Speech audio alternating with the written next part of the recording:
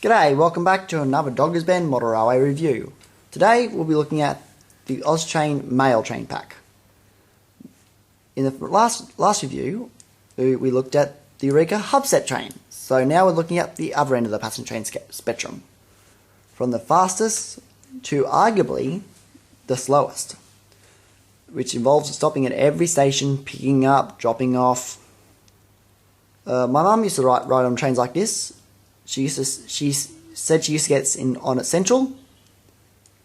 It would take about 17 hours or so to get to Brian Junction, which is, I admit, is out in the west. Even with today's modern roads, it can take 7, 8, maybe 10 hours by road.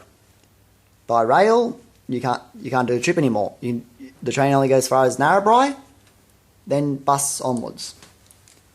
So anyway, on to the review.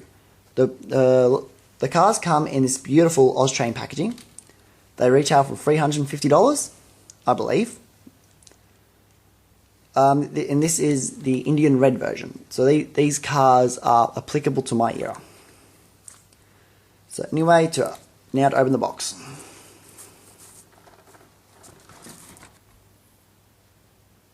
As I mentioned in my last review, I'm starting to run out of locomotives. So I'm moving to rolling stock. So anyway, you have separately packaged things. You got couplers, longshanks of some description, probably for when you lose springs out of the coupling system. Though when these ones wear out, I'll be replacing them with KD number 5s. So let's start with the FS, the passenger car and the consist.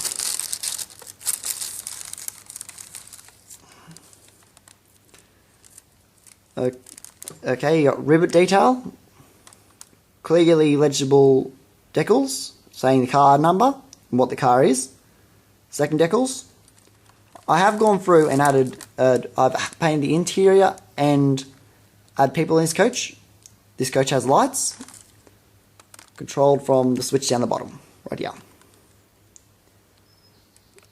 In the more modern reruns of these coaches, Austrains have taken out the light mech, because these coaches were so heavy that locos would struggle to pull a full set. You got beautiful trucks, superb under detail, and KD compatible couplers. This end has a KD coupler on it. This has a standard coupler still.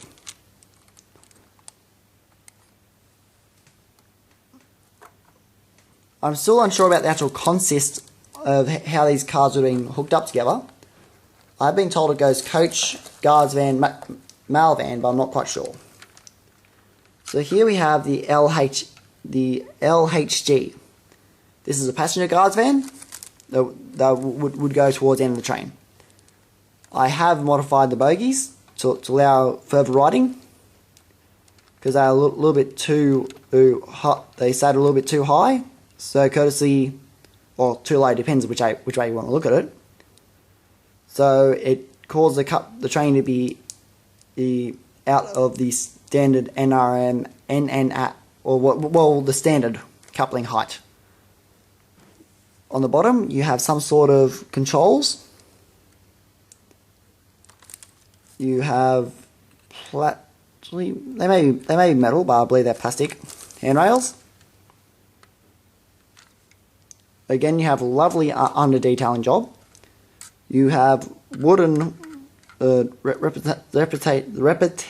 representation of wooden base and rivets on the bottom. These cars would probably be in steel construction.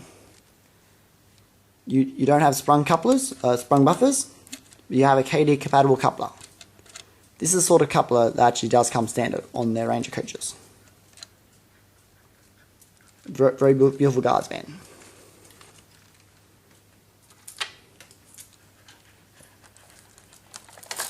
And here's a mail van.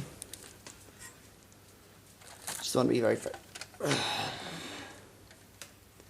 Okay, you have once again legible writing for the decal. This is a KP van, mail van. You have wooden looking molding. You have a slot there. I believe that letters there. That I believe letters could go in. Non-sprung buffers. A KD compatible coupler. You do have representation of some sort of chain on the bottom of the bogies on both ends. Beautiful bogie detail.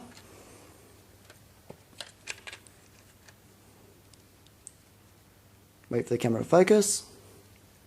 Again, you got lovely undercar detail.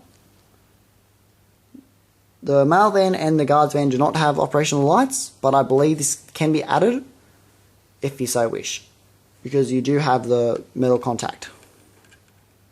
Actually not, maybe not on this car, but on the guards van you do have metal contacts. You have a brake wheel, so I